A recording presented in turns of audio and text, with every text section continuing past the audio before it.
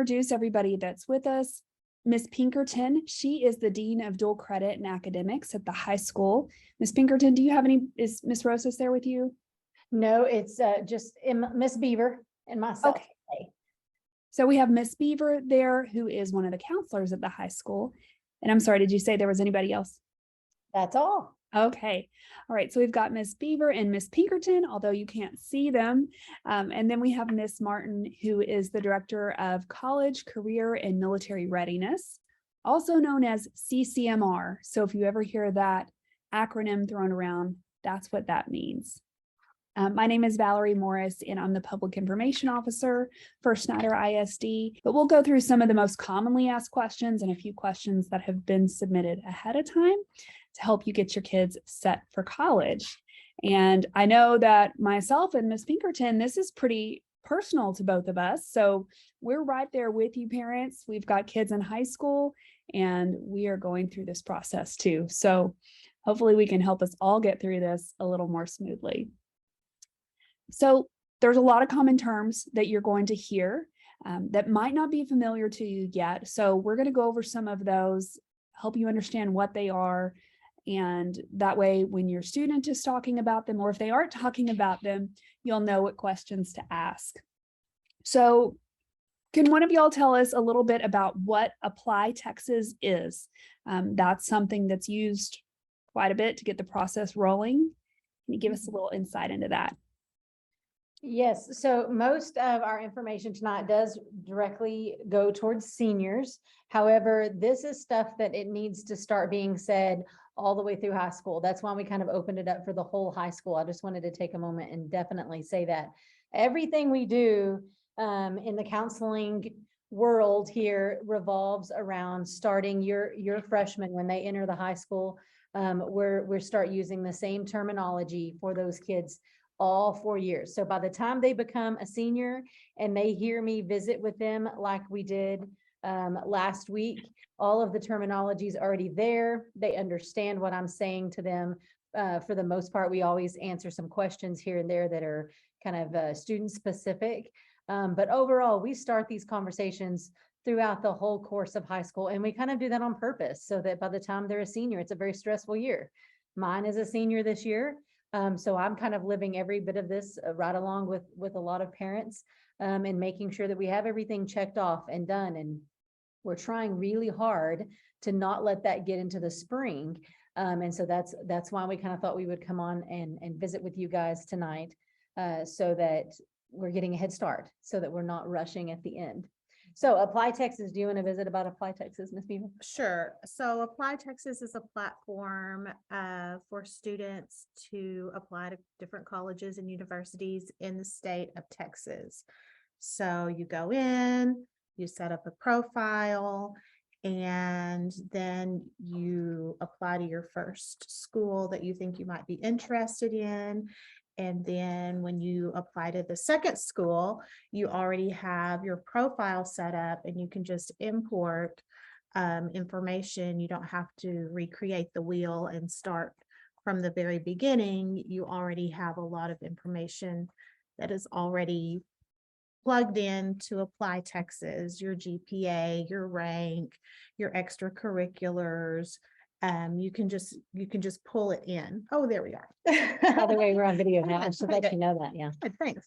Thanks. So anyway, it's a pretty simple tool. I mean,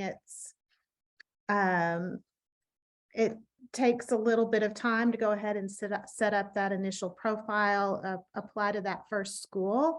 But after you've put in that hard work, then it's a pretty simple task to go ahead and just keep applying to all the schools that you might be interested in.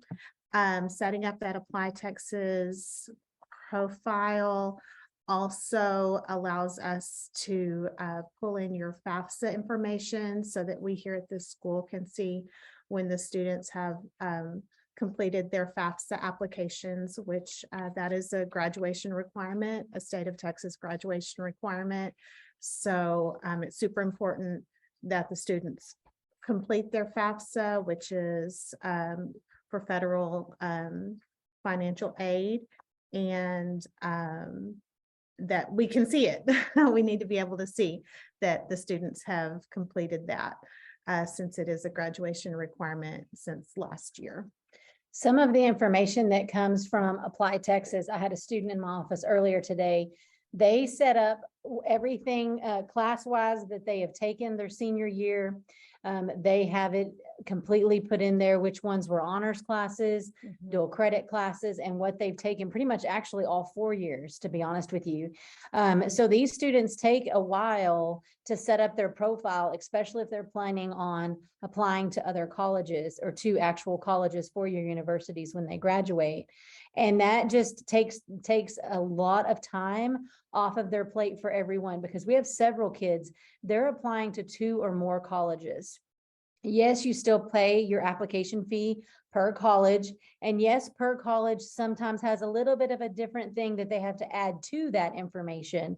And it's just really important. So all students that are seniors were told to get an Apply Texas account. We'll be checking on that this next coming week. And a lot of that has to do with whether they're going to apply to a college or a trade school of any kind. We still want them to have an Apply Texas account because it, like Ms. Beaver said, it allows us to run reports, not only for FAFSA, which we'll talk some more here in a moment, but just a report. We had a student last year that was certain that he had applied to his favorite college. And when we ran a report, it said saved on page 12. He had not actually hit submit yet. And by us running a report and catching that, we helped that student get that application in. And of course, he's going to his favorite college and all was well, but it could have been a little bit disastrous for that student later on. So it does help us on the counselor side to utilize Apply Texas. We do understand there are some colleges that do not have they're not a part of Apply Texas.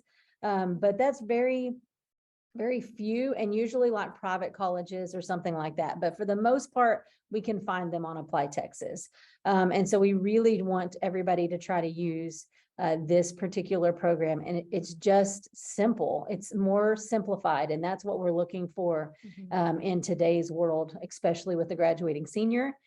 We also want to stress watching out for those deadlines. Some of the bigger colleges, there's actually a couple that are November 1st. A lot of them are December 1st. And then after that, it kind of progressively spaces out.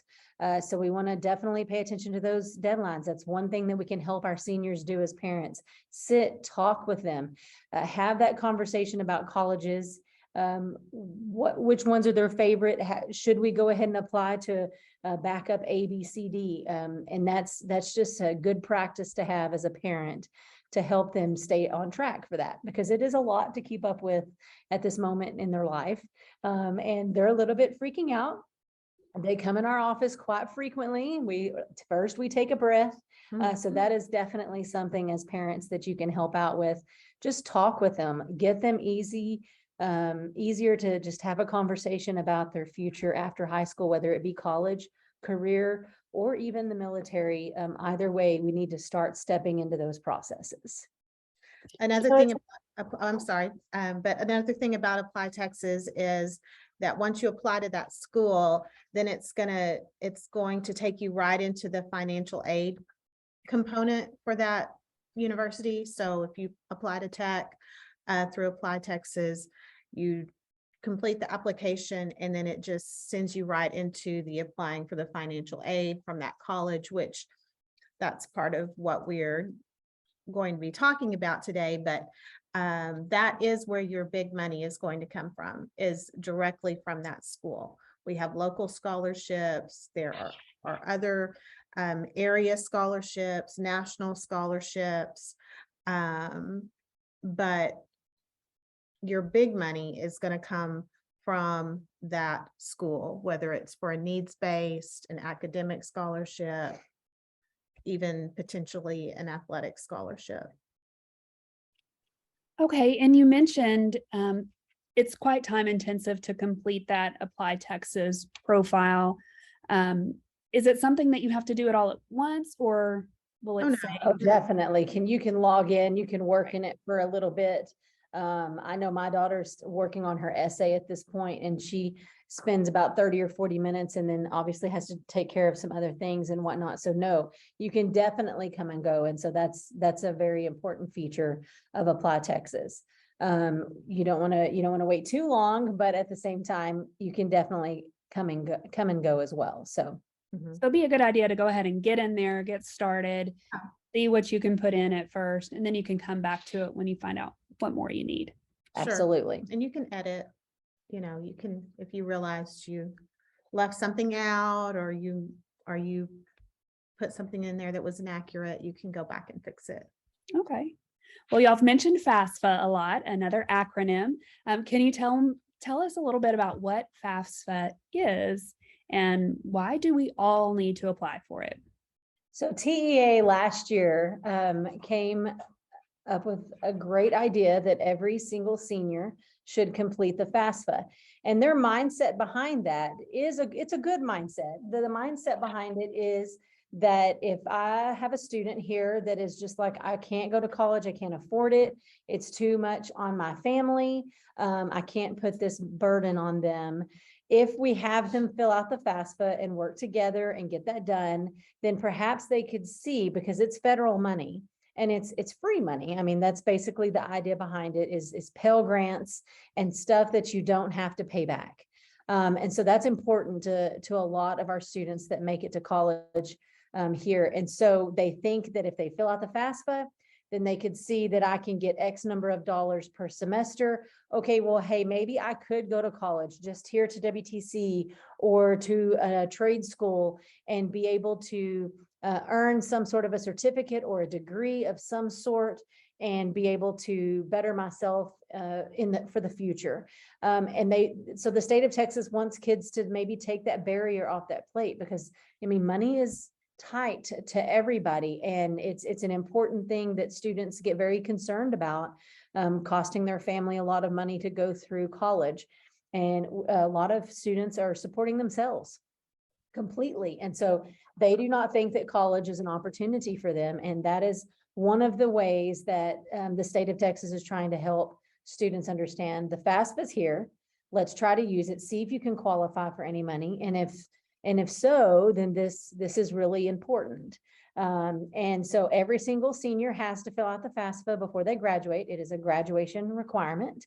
We are going to have a couple of opportunities to help if you get stuck or just need a helping hand to go through it. But really, and most important that we want to try to get the information out is, one, the student has to make an account and get their own FAFSA ID, and the parent or guardian has to make their account and get their FAFSA ID, and then those accounts are linked together. So the important part of that is when we do have our FAFSA night, which we will get lots of information out, they will be coming up in October, towards the middle of October. It's very important to try to set your accounts up prior to coming to that night, especially if you're going to need help, because a lot of the time it says, please wait 1 to 3 days to verify the account. So if you make that account that night with us, we can't go any further because they're trying to verify the account. It doesn't happen with everyone. I'm certain everybody has a different financial need in their house or a background. And so I'm sure it has something to do with check boxes that we check. I'm not 100% sure the code around that, but it happens. So that's a very important thing to fill out prior to coming to the FAFSA nights. Now, it is something that you can completely do on your own. You do not have to have our help. It is personal information, and you would rather do that in the privacy of your home. And there's absolutely nothing wrong with that. We're here to help you on a case-by-case basis. We have ran into a couple of things. We know that you should always write down your information and your password, and then take a picture of it, and then also keep that in a safe somewhere so you do not lose the username and password. It's really important. It has to be exactly like what's on the Social Security card. Even if you have a crazy misspelling on your Social Security card, you need to use that crazy spelling on the FAFSA, or it will throw 15 red flags up and cause some problems there. So that's important. Another important thing to do with the FAFSA is to make sure that you have all of your tax information from the year before. So this would be last year's tax information. By the way, the FAFSA does not open till October 1st, so none of this can take place until next Monday. And so, well, I guess it would be Sunday, really. Well, Saturday the 1st. Well, anyway, October 1st. Sorry, it's been a long day. But you have to have your tax information from last year ready to go for that FAFSA. There's that one question. So the only thing that we ran into with the questions as you go through, if you do choose to do this on your own, there'll be a question about, is your student wanting to do Work study. You always check yes. Even if you do not plan on having your student work while they're in college, the work study program is where they can work somewhere on the college campus to help with the cost of tuition. And they always work around their schedule really nicely and things like that. If you choose no, and a couple of months down the road want to try to do that, it will not allow you. They will not allow you. So it's very important to go ahead and check yes. You can deny it if you want to deny it. You do not have to accept that help, but go ahead and check yes, because we've seen several problems with that. So it's important to know what your Social Security card says. It's important to know that you have your tax information ready to go, because it's going to ask several questions. And it's also important to choose yes to that work study question. Everything else beyond that point kind of becomes very personal and specific. We've worked through many different situations of split homes, or they live with their grandparents. There's just a ton of different scenarios that have to be worked through beyond that point. And we don't can't really know- foresee what those problems would be. Yeah, we don't know all the answers, but we can just help find the answers. There's a helpline basically for FAFSA that sometimes that's the only thing you can do, is just call them and ask the questions. Sometimes our financial aid people from WTC can help us. They've run into a situation. Of course, this is what they do for a living. And at the family nights, we will also have WTC. They are great to come help us. And they've worked through even more scenarios than we have. And so it's a good combination at family, at FAFSA night with parents. And so we do encourage that, and we will get lots of information out on that in the coming few days. We're just trying to wait for that October 1st, because we don't want anyone to jump the gun and try to get started, because it will it'll make you start over, and we don't want that. So I might add with what go ahead. you said, all of the information. FAFSA stands for Free Application for Federal Student Aid. So remember that free part. There are some bogus accounts, especially in the fall semester, that companies and organizations will start contacting students that we will help you with for a small fee. We will help you get the scholarship guaranteed for a small fee. Remember that the FAFSA is a free application, a free service provided to you by the federal government. That is why it is a .gov website that you go to, and it is a secure website. That's So a really good point, Ms. Martin. And that's Very good something that point. you can always ask too. If you're not sure, if you're skeptical about something that comes your way, reach out and ask before you submit any personal information, because unfortunately people will target our students and our parents for that. So extremely good point. and we'll have a FAFSA night. We'll really get down deep into what FAFSA is, what opportunities it provides, and answer any questions. And like they said, we'll have those dates coming out soon.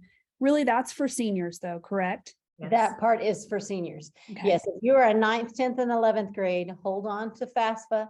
You'll get your opportunity when you are a senior, but that is specifically for a senior. Is there a deadline on when FAFSA has to be completed? Not particularly, but by February, it has to be done.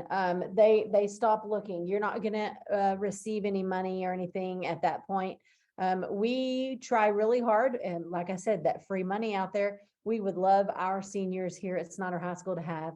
a great opportunity to achieve that. So we really want to try to have it done by the end of December, by this first semester, so that we're in there ready to go and everybody knows what's happening before the spring hits. And Ms. Pink Okay. mentioned, holding on to your login information, the parent login information, the student login information, because this is something that you redo every year that you're in college. So say you're given X amount of dollars through a Pell Grant, which a grant means that you don't have to pay it back. Well, you're going to have to reapply for the next year. That's good for 1 year only. So, you'll need all that login information to get back into the system next year. Okay. Well, let's talk about some more free money. With scholarships that might be available. How can students find out about scholarships and when do they need to start looking? Okay, so we mentioned the scholarships that you get linked to that have to do with the university as you're going through the Apply Texas process. Again, that's your big money scholarships. And they have their own deadlines through those colleges. So it's very good to pay attention to those deadlines when applying specifically to that college. And a lot of them, once you fill in one application, you've kind of put your name in the pot for a whole bunch of different scholarships. I know like San Angelo in particular, you put in one application and there's just pages of lists of scholarships that you're now eligible for at that point if you meet the different criteria. And a lot of colleges are like that. Once you fill out one application, you're there for a whole lot of them, but they have their own very specific deadlines, and they usually coincide with the admissions deadline. So if that's November 1st, then it's November 1st generally for all of it. Same with December 1st. And then after that, it should kind of progressively go out. Our local scholarships, for the most part, those start coming through in the spring, March-ish, April-ish, due May-ish. Every scholarship is a little bit different. We will announce those here at school through announcements. We will post those scholarships through Parent Square. We'll keep you updated on the website when we get new scholarships coming in. Those deadlines, the requirements, some require an essay, some don't. I think almost all of them require a transcript, which shows your academic record. And, it just depends on the scholarship, what is required for that specific one. The only one I can think of that shows up before the spring is Big Country Electric. We usually get, and there may be one or two others, but as they come into the office, we advertise those. So you have to be listening and watching, and we encourage the students just come on in, because we'll always have a hard copy. And in the counseling office, we have a turnstile with a whole section for scholarships. And if they want to just look through and see which ones apply to them, not all of the scholarships will apply to every student. Sometimes your parent has to be a member of the Federal Credit Union. Or work for a specific company. Right. And sometimes it's for the field of education, but a lot of scholarships are open to any student planning to attend any college, university, trade school, whatever their plan is for beyond high school. Is when filling out some of those forms, we have a parent who's asking, what is the usual essay topic? So I think the one that Kelsey's working on right now, and I'm only going to have to go off of that because I haven't really done a lot of research into that, is what have been her greatest challenges that she's had to overcome while in high school, I believe is what it said, or maybe in life. But it was her greatest challenges. And so I do know that because I kind of thought, oh man, well, everybody should put COVID down because everybody's been challenged with that at that point, but especially in education. But I do know that's one essay taught. A lot of them will say, what are your greatest achievements? I've seen that essay before in the past. And sometimes they are quite literally, tell me about yourself. Which those can get tricky, right? Because, you know, how far back, you know, not about your third grade or anything like that, but those, they want to know, what are your community service outreach type stuff? And they want to know more than just, you know, I'm in a family of 5 and I'm the youngest child. And so that's kind of the topics that I've seen. But everyone's a little bit different. It would be to a student's benefit to start now in answering, why do I want to go to college? Yes. What is my major? What do I do with my major or want to do with my major? What are your future plans or goals, in addition to maybe some of the challenges, the weaknesses, the hardships that you may face? Having those kind of set standard essays are generic enough that you already have the, if you want to call the meat of your essay already written, and then you can add the specifics of whatever the specific scholarship is asking for. So if it's, you know, a certain, like Ms. Beaver said, if you're going into a certain education field, or if you have, some of them even have a genetic hereditary links or something of that nature, but you already have those generic topics of who you are, what you're going to do, what you plan to do, and then always include what your financial status would be. One of the things, I've served on scholarship selection committees, and I've seen students say, well, if I don't get this scholarship, I'm not going to college. Well, in reality, is that true? Or are you so dedicated in going to college that you will find other avenues if this scholarship financial support is not there? That a lot of times is what the scholarship committee selection is looking for. Those that are determined to go to college without financial support. I was actually fixing to say that, Ms. Martin, that even if you are in 10th grade or 11th grade, especially, start thinking all of this through as far as your processes of your greatest achievements or your biggest challenges, because just like she said, you can build off of any of those. I think that's a really important thing to start doing. So We always say, don't recreate the wheel.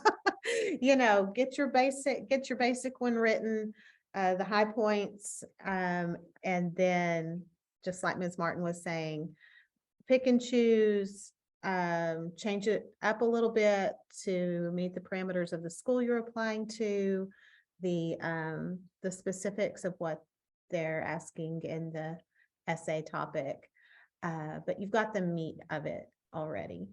another really good point to start with as an incoming freshman, and also all the way to the 8th graders that are taking some high school classes, is your grades. I mean, just always putting forth your best effort in all of your classes and understanding that this GPA grows with you all the way through high school. And that is something that you're going to put down on scholarship applications when you're a senior. And it's really important you have to start paying attention to that the moment you take any high school class, not just your senior classes in specific, or just certain, like your core classes or what matters. That's not true. Every single one of them matter. And so that's something that you can start focusing on throughout all of high school, not just as a senior. Another side of this is that we do for everybody in high school is the capstone. And that also helps you get a resume together, helps you start thinking some of this through of how do I want my resume to look, even going to a college versus going to apply for a job, and the things that you can put on that resume for community service hours and work experience and things of that nature. They're all an important part of your high school experience. Where we We do not just come up here and only sit, get, and go home. And that's just not what high school's about anymore. It's so important to really absorb everything that's going on around you and make things work for you. If there's something that you have to do, then make it work for you to be able to utilize again in the future. And I think that that's a really important thing for all of our students to be aware of as we continue on the trek. And what Mrs. Pinkerton said about a resume, it's never too early to start collecting that information. What achievements are earned during your freshman year, your sophomore year, your junior year, write those down and have those collected in a notebook, a shoebox, whatever would be available to keep all of that information. That's going to make those applications once you become a senior and start applying, whether to college or those scholarship applications.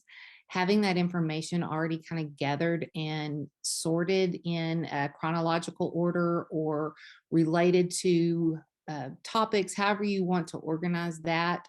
But please start that early, especially those of you that are looking for not only your seniors, but you may have younger siblings, or parents that are on this call may have younger students in high school and are a little nervous about starting this journey. Start early in collecting that documentation. Absolutely. Well, and that's one of the questions that we have from a parent. They have a student that's a sophomore and is eager to get ready. And really, like you said, freshman, sophomore year. And we have checklists on our website as well. You can go to snyderisd.net/college prep.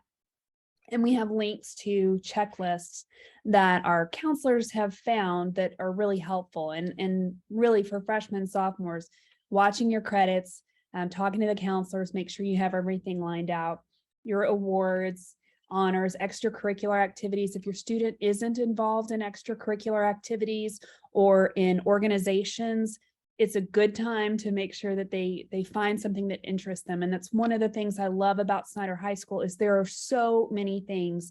If one day, if you're not into band or you're not into sports, there is a ton of other activities that they can get involved in, and you can just talk to the counselor to find out about those activities. And they don't necessarily even have to align with a class that you're in. Maybe you're interested in speech and debate. I know there's some people, it's not always, but that might be able to participate in some of those, or maybe FFA. So there's a lot of opportunities out there that they can get involved in. Also checking out the admission timelines and checklists that are out there. You can usually find those on the college website. There's a few that your freshman or sophomore are eyeing, just so they know. I know we've got a few that are already on my son's calendar, just so he doesn't forget. And that's something too, for juniors and seniors. Can y'all talk a little bit about that timeline? I know that we're a little bit over, but we can, if y'all can just hit on some high points as far as junior and senior year, what should they be doing about now? So really, I mean, a lot of it revolves around preparing themselves, like Ms. Martin said, with resumes and just collecting that information of stuff to put on the application. So that's a very important thing. If they haven't taken the TSI, it doesn't matter what grade level you're in. Once you're in high school, let's get it taken, because the TSI is a college entrance exam, a college placement exam that even through this times of COVID has stood its ground, and every college has asked us for those scores, regardless of what's happened with the ACT and the SAT. The TSI has been there the whole time. So go ahead and let's sign up and get that taken. There are QR codes on the TV and outside of room 111, which is the cube. You can scan that and sign up for the TSI offerings. It's a reading test and a math test. Go ahead and start working on those. The PSAT, if they haven't already taken that, we offer that here at the school on a school day where they can take that PSAT. Maybe that's their Mine thoughts, the SAT is a little bit different than the ACT. Both are college entrance exams, and we're seeing them kind of coming back through with colleges. They were waived there for a minute. But even now, if a student chooses to waive those scores, they have to look really great on paper. And so we are encouraging students, get back out there, take that ACT and the SAT, especially if you're a junior. Because if you think right now as a senior, if you did not take it yet, you've got one opportunity, October the 22nd, and I'm really not sure because I didn't look that up before this. The late deadline may have already passed. So that opportunity may be gone at this point, but October the 22nd is an ACT. And applications are due December 1st and November 1st. And so that's pretty much it. The next one is in December, and that may be too late for some admissions deadlines. The SAT, there are a couple of opportunities to take that if you're a senior, especially with Miss Beaver. I'm not sure where that list stands at this point, but those are things as a junior, start then. Start looking for those study materials and stuff for the ACT and the SAT and get those tests out of the way. You should have all the knowledge to be able to start taking them and doing well on them. And those are tests that you may want to take more than once. So give yourself some room. Don't try to wait till the last minute, because then all of a sudden you're past all the deadlines and can't get that done. And those are really important, especially if you're going to college, because those colleges want to see that. Like I said, I think you can still waive it on a few colleges, but man, you have to look really good on paper. We had a situation of a student last year that chose to waive it and then ended up not getting into their college that they wanted to. They still got into a great college and they're doing fantastic. But that initial college, all because of the ACT. And so don't wait, get going on it. I just looked it up and you have 5 days still to register for the October test. So I couldn't remember if it was the end of this week or last week. So yes, so if you need that ACT, get them in there right now. You have to pay a little late fee, but it'll be worth it. I've got an SAT school day testing on October 27th for seniors only. I've ordered 30 tests. I have 29 students signed up. I could probably order some more tests. I have to do a drawing for that last one now. So. Yeah, I think I have time to order some more tests if more students want to sign up for that one. And then I'll have an SAT school day testing in March for juniors. So those are just some opportunities where you wouldn't have to come up on the weekend and give up your Saturday to take a test. You could actually do it during the school day, which is, I think that's great. For a lot of students, especially if they're in athletics or work. It's a really important thing. Another thing that's starting to ramp up right now is UIL academics. Get involved, a lot like what Ms. Morris just said. I mean, just get involved, have things to put down. I always like to tell, one of the things I tell my personal children is if we had to write out your bio, kind of like what you read for Homecoming King and Queen or Mr. and Miss SHS, if you had to write out that bio, what have you been involved in? What have you done? What have you participated in? Those are things that are totally applicable to a resume and or an application, a scholarship application, etc. So just think, what would you put in your bio and can you put anything down? Is it just going to be a couple of sentences? If you think it's just going to be a couple of sentences, then get out there and get involved. Make sure that you're making yourself marketable. And that goes for whether you're going to college or career. It just doesn't matter. You need to make sure you're always making yourself marketable for the next step of your life. So parents, be sure to ask your kids about UIL activities. I don't know that all of that has come out yet, but it certainly will be soon, right? Yes, it's coming really soon. Okay, so set a reminder for yourself to start asking him, what UIL activities are you going to be doing? I know I'm going to ask my kiddo as well. As far as college visits, can you talk about those just a bit? You get students get 2 college days their junior year and 2 college days their senior year.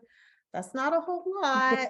It's not, especially if you're traveling, long distances, if you're going to visit A&M or University of Texas or, Corpus Christi A&M. I mean, it takes a day to get down there. So, you have to kind of plan that wisely, but use all those days, use your 4 days that you get to go check out different schools. And that just involves speaking with Mrs. Leal, our attendance secretary, and letting her know, hey, I'm going to visit ACU tomorrow. And she'll say, okay, great. And just Bring back bring whatever. back something from this school signed by, an official or whoever gives your tour, or whatever she is requiring. And then that, that absence does not count against you. It's very important to do your college visits, just because unless you go and really immerse yourself in what the college campus is like, and the things around it, you don't really know if it's a fit for you. Mhm. The worst thing you can do is get down there or get over there or get up there, wherever you're going to college, and realize, nope, this is not going to work, maybe because of just the atmosphere of the campus in general. And so a college campus visit can simply narrow things down for you very quickly. Yeah. So it's really important for you to try to go do that. Okay, are there any other points that you want to hit on for seniors or just anybody in general? We have a variety of people in here with kids in different grades that. Man, we just finished the end of the first 6 weeks. Work hard, work very hard. It just, the end of the first 6 weeks seems to be just kind of that you're over that one first hump. And then everything kind of sets into a groove, and just don't let your guard down and make sure you're taking care of business. I think that's the most important thing with our students is you can kind of get complacent a little bit and think everything's just going smoothly, and then it just takes one little minute and you're not doing well in one class or the other. You're not doing a very good job, juggling the workload if you're an athlete. So just kind of keep that going, keep that momentum going all the way through the year. Yes, we can get burned out, and yes, it gets, long sometimes depending on the time of year. But definitely keep that up and ask questions. Mhm. I mean, if you don't know the answer to something, the cube or the counselor's office, between the two of us, we can find the answer and help you get there, and have a little bit of fun. Don't forget to just stop and get involved in things and have a little fun along the way, because you're here for 4 years. Kind of really don't change that. So you might as well have a little bit of fun while you're here, and making sure that that you're taking care of yourself. And we've posted some links in the chat. I will take those links along with this recording and I'll post it online. We have on our website under the families and students section, there's an online Q&A link, and it will link to this Q&A, and it will link to the past 2 years Q&A. Actually, if there's something that you want to learn about, always, check to see if they're the most current version that's out there. But you're welcome to go and look back at this video again. And like she said, reach out and ask for help. If your student didn't do as well as they wanted to this first 6 weeks, there are opportunities with Pride Hall. The teachers have tutoring before or after school, depending on their schedule. And you can send them a parent square and say, hey, I noticed my kid didn't do so well in your class the first 6 weeks. What can we do to get him back on track? Don't wait until the second 6 weeks to see if they can go ahead and start asking questions. Encourage your child to be an advocate for themselves and ask questions as well. But some of them may need a little push to get out there and ask for help. So don't wait on that. Also, I want to encourage you guys to please check out on the website, snyderisd.net/college prep. We have a really extensive links on there to checklists for each year. So that parent that had the question about freshman and sophomore year, there's some things they can go ahead and look ahead at the junior year, since they're eager to get going, and see what things are coming up so that you can stay on track, and just cross those things off as you go through and ask for help if you need it. Thank y'all Absolutely. so much for joining us. We really appreciate it. And if there's something that you want us to do an online Q&A about, please send me an email. You can send it to questions@snyderisd.net, and we'll be glad to hold a webinar, because if you have a question about a topic, then there's probably other parents that do too. And we want to do that for you. So just let us know what we can do to help, and y'all have a great evening. Thank you.